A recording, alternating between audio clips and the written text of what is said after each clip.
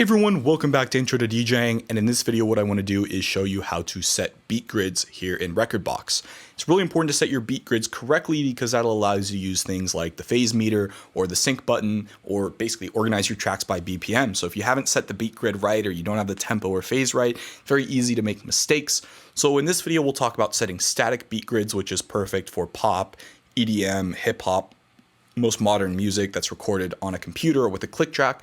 And then in the next video after, I'll show you how to adjust for elastic or dynamic beat grids. So these could be tracks where the track changes tempo either on purpose, like a DJ transition track, or something like an old analog track where there was a real drummer who might have been drifting ever so slightly. So first thing to do is, of course, drag the track in that you want to grid, and it'll load up the track. And most of the time it does a good job adjusting the BPM or the tempo, but sometimes it doesn't get it right. So most of the time you probably won't have to do this, at least not if the track doesn't change tempo, it'll generally get it right. But sometimes you'll have to adjust, sometimes the phase, sometimes the tempo, and sometimes both. So to do this, what we're going to do is go into our grid edit adjustment options here, and we can now see where the track is. The first thing to do is set your downbeat, and this will allow you to set the phase of your track. So sometimes what can help is turning this metronome on so you can hear it. What I'm going to do is just try to find that first downbeat.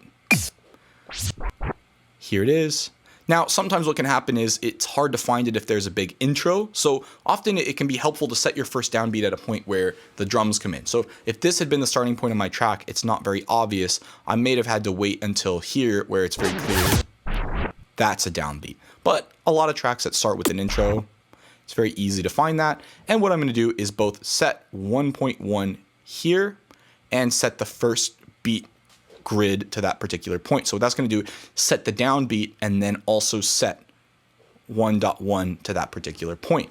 You can adjust the phase of where this is by shifting the beat grid. This will shift it ever so slightly to the left and right, and this will shift the entire beat grid to the left and right. But right now we're only worried about that first downbeat. So this first red marker that you see here where the little, where that basically the arrow is.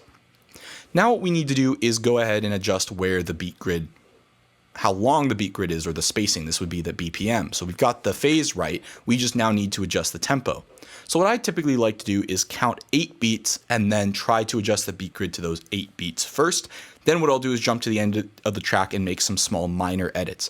The reason I like doing it this way is doing it in a short amount of time allows you to set the beat grid roughly or coarsely, and then jumping to the end of the track makes sure that it's bang on for the entire track. And as long as the track doesn't change tempo very much throughout, this is a good way to do it. So let me just go ahead and play it. 4, 5, 6, 7, 8. Now this will be the next set of 8 beats. So all I need to do now is use these buttons, which will shrink the beat intervals or grow the beat intervals so that I move 1, 2, 3, 4, 5, 6, 7, 8, this particular line onto this beat. So what I'm going to do is just click on the large coarse adjustment, and I'm going to just try to line this up as best as possible. Sure enough, that looks pretty good, but it can be hard to get it exactly where you need it to be when you're here. Of course, if you know the BPM of your track, you can just double click here and edit it.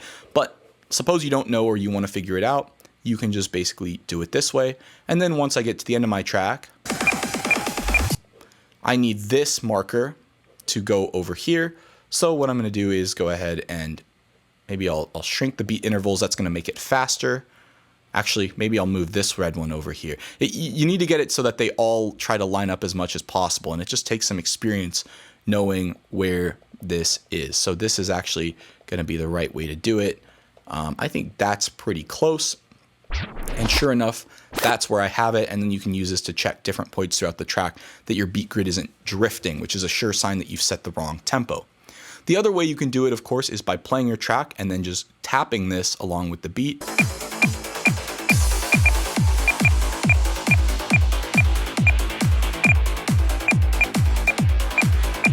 That'll generally get you in the ballpark, and then you can just sort of round it to the nearest BPM as long as it's done in that particular way.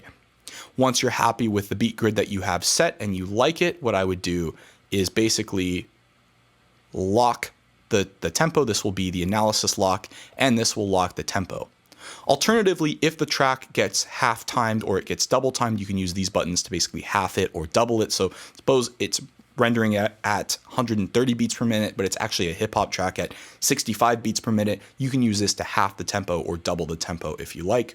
And once you're happy with it, click the lock, and which will prevent further changes and save that beat grid to the track. And this is the way to do it.